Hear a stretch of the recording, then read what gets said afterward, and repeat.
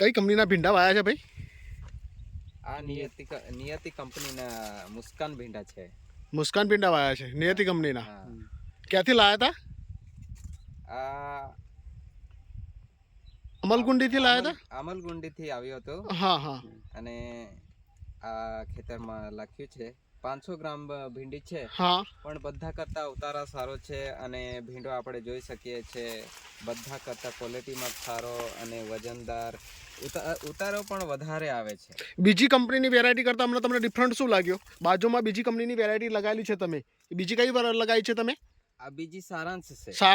સારાંશ કરતામાં માલ કેટલો છે વધારે? તમને જાતે તમને નરી આંખે જોઈ શકો છો. ઉપર આમાં કેટલા ભીંડા દેખાય, સારાંશમાં નથી દેખાતા કેમ એમ? સારી છે આ મુસ્કાન, જાત સારી છે.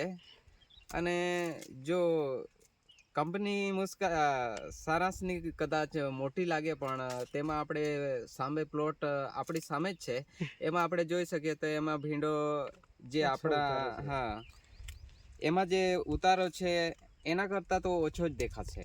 સિંગની ક્વોલિટી કેવી છે? આમ ક્વોલિટી તો એકદમ જબરદસ્ત દેખાય છે, આપણે જોઈ શકીએ છીએ. એમાં કોઈકને કંઈક કહેવાનું કંઈ રહેતું જ નથી.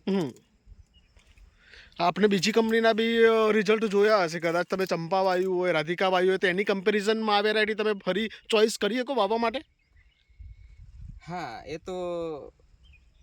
એ વેરાયટી આગળ તો એ તો